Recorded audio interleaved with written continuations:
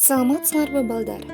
Кыргыз маданиятынын негизги жер пайы, түгөнгүз башаты, руханий оңгусу, илгертиден эле биздин төл адабиятыбыз, кыргыз адабияты болгон эмеспи? Адабиятыбызда кыргыз элинин эң башкы байлыгы тил байлыгы, сөз байлыгы сакталып калды. Ошол баасы чексиз байлыкты кагаз бетине түшүрүп, чыгарма түрүндө сактап, китеп кылып басып койгон биздин жазуучулар, айрыкча классиктерибиз болду. Муну эч качан унутпашыбыз керек. Ошол классик жазуучуларыбыздын төл башкыларынын бири улуттук маданиятыбызга сиңирген зор эмгеги бар.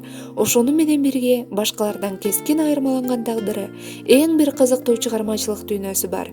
Сөз чеберлеринин бири албетте Аалы Токомбаев. Жарыкчылык өмүргө кимдер келип кетпеген, жаркыраган аламга кимдери таазим этпеген. Аалы Токомбаев 1904-жылы Чүй өрөөнүндөгү Кемин районуна караштуу Кайыңды айылында туулган. Расмий документтерде туулган күнү 7 ноябрь аталып жүрөт.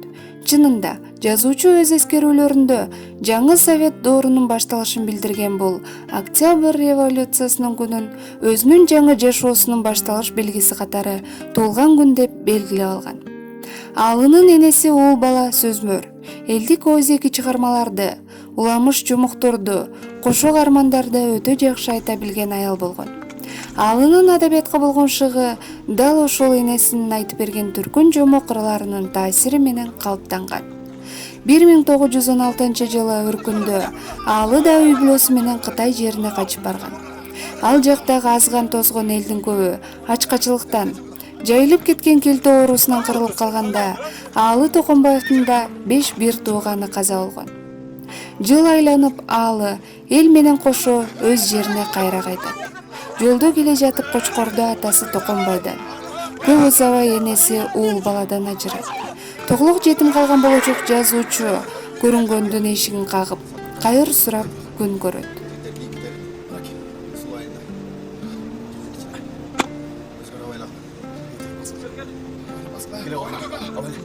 Бир 1922-жылы Ташкенттеги Советтик партиялык мектепке кабыл алынат. 1923-27 жылдары Ленин атындагы Орто Азиялык коммунисттик университетте окуйт. Аалы Токомбаев өмүрлүк жубайы Зейнеп Сатпаева менен 1926-жылы баш кошушкан. Алар 4 балалуу болгон.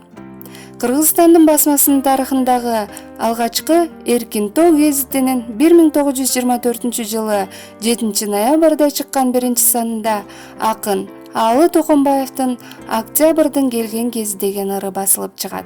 Окуусун аяктап келип, Чүй эл агартуу бөлүмүнүн башчысы, андан соң 1929-жылга чейин Кыргыздын алгачкы басмаларынын бири Кызыл Кыргызстан гезитинин редактору, 1930-31 жылдары Москвадагы Борбордук басманын кыргызча секторунун редактору, андан кийин Кыргыз Манбастын башкы редактору болуп иштейт.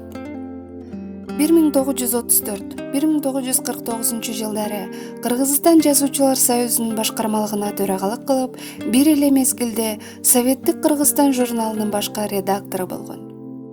1974-жылы социалисттик эмгектин баатыры наамын алган. 2 Ленин, 3 эмгек Кызыл Туу, Октябрь революциясы ардак белгиси менен сыйланган. Аалы Токомбаевдин 50дөн ашык ырлар жыйнагы, поэмалары, Кандуу жылдар романы, бир нече прозалык, драмалык чыгармалары, публицистикалык жана сын макалалары кыргыз адабиятынын казынасына мураска калды. Акын жана жазуучу Аалы Токомбаев 1988-жылы 84 жаш курагында каза болгон.